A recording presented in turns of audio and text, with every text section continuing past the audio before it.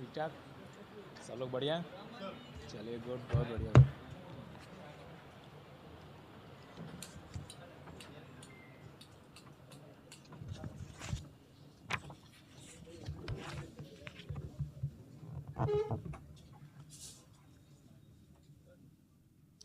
शुरू कर सकते हैं? शुरू करें?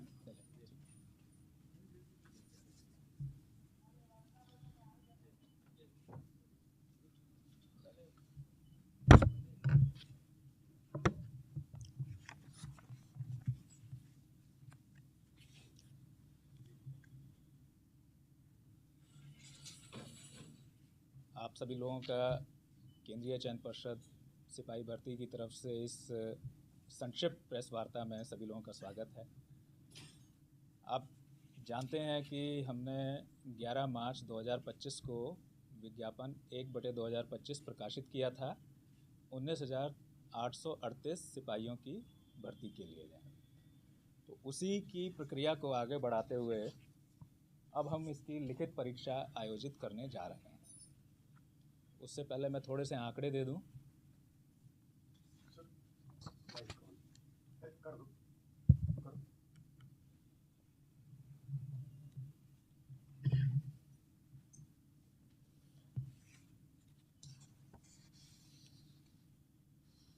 ग्यारह मार्च को हम लोगों ने विज्ञापन प्रकाशित किया था और 18 मार्च से आवेदन आमंत्रित करने शुरू किए, जो कि 25 अप्रैल तक चले। पहले 18 अप्रैल तक रखी थी उसकी डेट, उसको 25 अप्रैल तक बढ़ाया था क्योंकि मार्च और अप्रैल के महीने में कई तरह के अवकाश आदि थे जिनकी वजह से बैंक आदि बंद हुए थे, तो इसलिए लोगों को ध्यान में रखते हुए उसको 25 तक बढ़ाया था। 17,06,628 आवेदकों ने शुरू में इसमें रजिस्ट्रेशन किया और अंतिम रूप से अब हमारे पास 16,73,586 अभ्यर्थी हैं जो कि जिन्होंने अपने आवेदन कंप्लीट किए, भरे और उनके जो है वैलिड हमने उनको पाया है। जो 17,06,628 आवेदन थे उसमें से 10,947 आवेदन पूर्ण नहीं थे, यानी उन्होंने रजिस्टर किया लेकिन फॉर्म भरा नहीं पूरा। 20,940 आवेदकों ने जो है अपना रजिस्ट्रेशन कैंसिल कर लिया था जो है, और उसके बाद 1,155 को जो है हम लोगों ने वैलिड नहीं पाया था। इनकी सूची भी हम लोगों ने 6 जून को प्रकाशित की है। तो इस तरह से अब 16,73,586 हमारे वैलिड अभ्यर्थी हैं।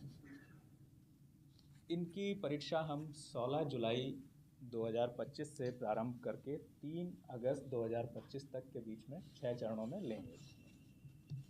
तो ये 6 चरण हमारे 16 जुलाई, 20 जुलाई, 23 जुलाई, 27 जुलाई, 30 जुलाई और फिर उसके बाद 3 अगस्त में। 16 जुलाई, 20 जुलाई, 23 जुलाई, 27 जुलाई, 30 जुलाई और फिर 3 अगस्त। इन 6 चरणों में जो है हम परीक्षा आयोजित करेंगे। राज्य के 38 हमारे रेवेन्यू डिस्ट्रिक्ट हैं। डिस्ट्रिक्ट हेडक्वार्टर्स में 627 सेंटर्स में आयोजित की जाएगी। एक शिफ्ट में यानी एक दिन में करीब 2.5 लाख से 3 लाख के बीच में अभ्यर्थी हमारे इसमें पार्टिसिपेट करेंगे। तो इसके बारे में परीक्षा की जो हमारी तैयारी की गई है उसके बारे में मैं थोड़ा सा आपको ब्रीफ कर देता हूँ। पर्षद, पुलिस मुख्यालय और राज्य सरकार हमारे द्वारा जो है इसके लिए जो है अच्छे संचालन के लिए व्यापक तैयारियां की जा रही हैं। राज्य प्रशासन के जो वरीयतम स्तर हैं उनसे भी जो है सही समय पर सभी जिला पदाधिकारियों और सभी पुलिस अधीक्षकों के साथ समीक्षा बैठकें की जाएंगी और उन्हें कड़ाई से स्वच्छ परीक्षा संपादन के लिए मार्गदर्शन भी दिया जाएगा। ये सही समय आने पर अभी हमारे पास समय है। परीक्षा के सुचारू और कदाचार मुक्त संचालन के लिए राज्य सरकार ने जिला पदाधिकारी को एग्जाम कोऑर्डिनेटर और जिला पुलिस अधीक्षक को एग्जाम कोऑर्डिनेटर इनको भी नामित किया हुआ है। केंद्रीय चयन पर्षद सिपाही भर्ती की जितनी भी परीक्षाएं हैं उनके लिए डिस्ट्रिक्ट मजिस्ट्रेट्स और सुपरिटेंडेंट ऑफ पुलिस ये हमारे कोऑर्डिनेटर्स और को कोऑर्डिनेटर रहते हैं। राज्य के हमारे जितने भी साइबर थाना है और आर्थिक अपराध इकाई के स्तर से सोशल मीडिया आदि पर परीक्षा से संबंधित निगरानी की जा रही है और संदिग्ध बातों अथवा व्यक्तियों पर भी नज़र रखी जा रही है और इसे आने वाले समय में हम इसे और सघन करते जाएंगे जैसे जैसे समय नज़दीक आता रहेगा। स्थानीय पुलिस के द्वारा है परीक्षा और परीक्षा से पूर्व हॉस्टल, लॉज कोचिंग सेंटर्स और इसी प्रकार के अन्य संस्थान जहां अभ्यर्थियों और छात्रों आदि का जमावड़ा हो सकता है, वहां पर निगरानी और आसूचना संकलन वहां पर किए जाते हैं। इन सब के इंस्ट्रक्शंस हो चुके हैं और ये कार्रवाई प्रारंभ भी हो गई है, आगे और सघनता से की जाती है। परीक्षा केंद्र पर अगर हम जो है व्यवस्थाओं की बात करें तो स्वच्छतापूर्ण और कदाचार मुक्त रूप में जो है इसको हम संपन्न कर सकें, इसलिए प्रत्येक कक्ष जो है एग्जामिनेशन हॉल के प्रत्येक कक्ष और अन्य महत्वपूर्ण स्थानों पर सीसीटीवी की से निगरानी की जाएगी और उसकी लाइव फीड परिषद मुख्यालय के नियंत्रण कक्ष में रहेगी, जहां से उसको हम मॉनिटर भी कर सकते हैं और उसके आधार पर आगे जो है इंस्ट्रक्शंस भी पास ऑन कर सकते हैं। हर एक कक्ष में जैमर भी जो है लगाए जाएंगे और जो कि 5G और वाईफाई यानी मोबाइल नेटवर्क को जो है वो जैम करने की क्षमता रखते हैं। इसके साथ ही केंद्राधीक्षकों से जो हमारे सेंटर सुपरिटेंडेंट्स रहेंगे उनसे सीधे संवाद के लिए हॉटलाइन की भी व्यवस्था हम करेंगे, क्योंकि जैमर रहेंगे तो इसलिए किसी और अन्य माध्यम से उनसे संवाद स्थापित नहीं किया जा सकता है, तो इसलिए उनसे सीधे संवाद करने के लिए हम व्यवस्था करेंगे। अभ्यर्थियों से संबंधित कुछ सूचनाएं हैं जो आपके माध्यम से सभी हमारे जो कैंडिडेट्स हैं उनको अवगत करना चाहेंगे। अभ्यर्थियों को उनके गृह जिला में परीक्षा केंद्र आवंटित नहीं किया गया। किसी भी कैंडिडेट को होम डिस्ट्रिक्ट एलोकेटेड नहीं है। जिला, तिथि और केंद्र आवंटन का कार्य जो है ये हमने रैंडमाइजेशन तरीके से किया है, जिससे कि एक तरह से जो है आप ये कहें कि रैंडम वे में जो है उनको किस डेट और किस ज़िले में जाना हो सकता है वो पता चलेगा जो है उसमें। 20 जून से हमारे सभी कैंडिडेट्स हमारी वेबसाइट पर जा कर के परीक्षा तिथि और ज़िला की सूचना देख सकते हैं। 20 जून से उनको कि किस तिथि को और किस ज़िले में उनका सेंटर पड़ेगा उसको जो है ज्ञान करते हैं। लेकिन एडमिट कार्ड जो है वो परीक्षा की तिथि से 7 दिन पहले ही डाउनलोड कर सकेंगे और उस एडमिट कार्ड में ही एक्चुअल सेंटर कौन सा है उसकी सूचना रहेगी। तो 7 दिन पहले जो है उनको परीक्षा केंद्र का नाम पता चलेगा, लेकिन 20 जून से वो अपनी तिथि और जिला, किस ज़िले में उनका सेंटर पड़ने वाला है वो देख सकते हैं। हमारी परीक्षा ये 2 घंटे की होगी, 12 बजे से 2 बजे के बीच में, लेकिन इसमें उनका अभ्यर्थियों का प्रवेश सुबह 9:30 बजे से प्रारंभ होगा और 10:30 बजे तक मेन गेट से चलता रहेगा। प्रवेश के समय उनके DFMD, HHMD और जिला पुलिस के प्रशिक्षित पुलिसकर्मियों से उनकी चेकिंग और फ्रिस्किंग कराई जाएगी और उसके बाद ही उनको प्रवेश दिया जाएगा। वहीं पर उनकी पहचान के लिए जो है सेंटर में और एग्जामिनेशन कक्ष में परिषद द्वारा निर्गत जो ई प्रवेश पत्र होगा, जो हमारा जो ई प्रवेश पत्र है उसी के माध्यम से और उसके साथ साथ पहचान पत्र एक ले जाना होगा उन्हें, जो आधार कार्ड हो सकता है, पासपोर्ट हो सकता है, पैन कार्ड हो सकता है, मतदाता पहचान पत्र हो सकता है। उसके साथ ही उनको प्रवेश की अनुमति होगी। मतलब बिना एडमिट कार्ड के जो हमारा निर्गत है उसके बिना वो प्रवेश नहीं कर सकते। साथ में उनको अपना एक पहचान सुनिश्चित करने वाला एक पहचान पत्र भी ले जाना होगा। परीक्षा कक्ष में कैंडिडेट्स के हाथों के हम जो है अंगूठों के निशान, उनके फ़ोटो और शॉर्ट वीडियो लेंगे।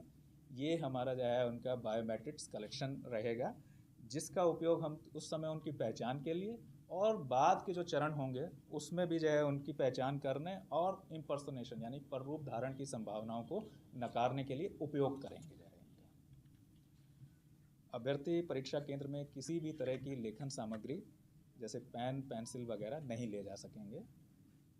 उनको OMR शीट बेस्ड हमारा जो है एग्ज़ाम है, तो OMR शीट को भरने और उससे कैलकुलेशन वगैरह अगर कुछ उसमें आवश्यकता है तो उसके लिए तो पेन हम प्रश्न पुस्तिका के साथ ही उपलब्ध कराएंगे, तो वो हमारी तरफ से दिया जाएगा।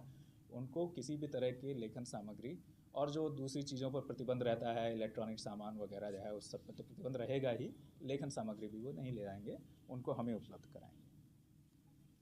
आपको अभ्यर्थियों को चेतावनी और सतर्कता बरतने के भी जो है हमारी तरफ से हिदायत देना जो है उचित लगता है।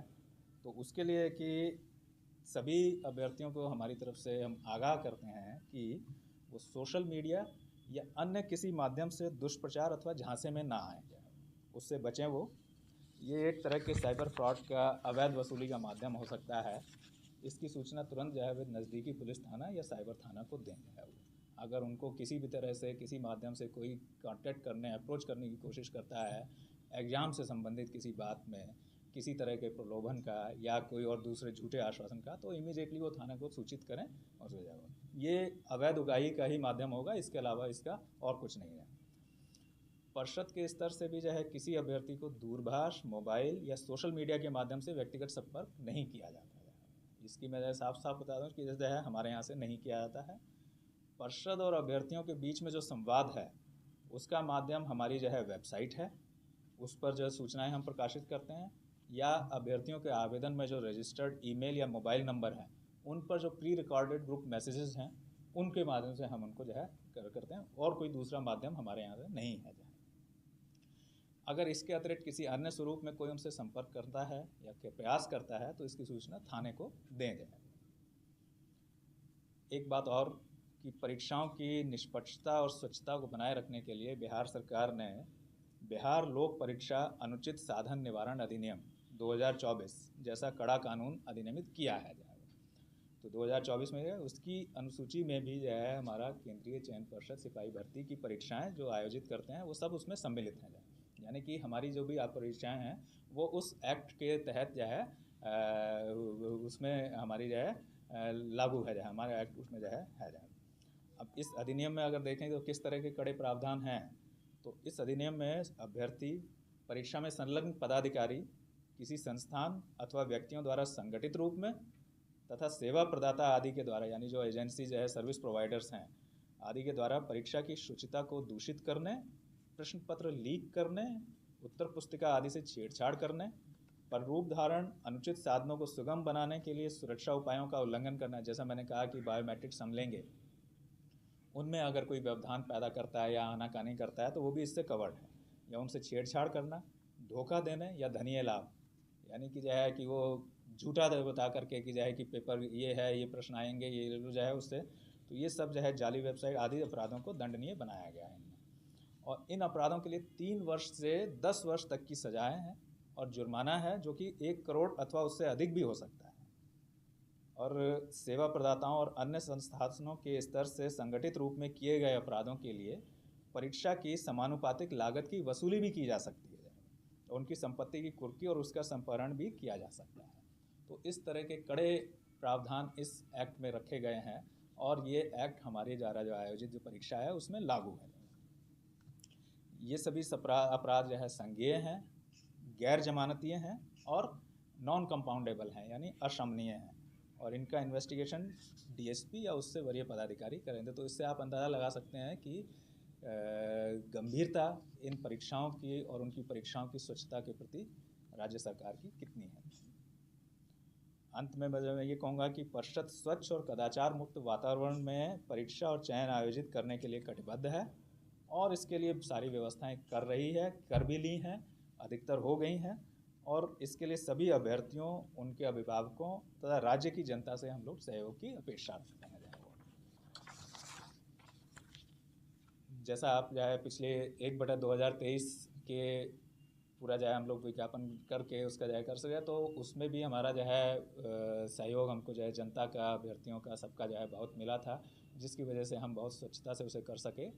इसी तरह से हम ये 1/2025 की जो परीक्षाएं हैं जुलाई और अगस्त महीने में जो आयोजित करने जा रहे हैं, उसके लिए भी हम पूर्ण रूप से जो है आश्वस्त हैं कि सबके सहयोग से हम इसे स्वच्छता से संपन्न कर लेंगे, और ये जो है हमारी तरफ से आपको आश्वासन है। Thank you very much.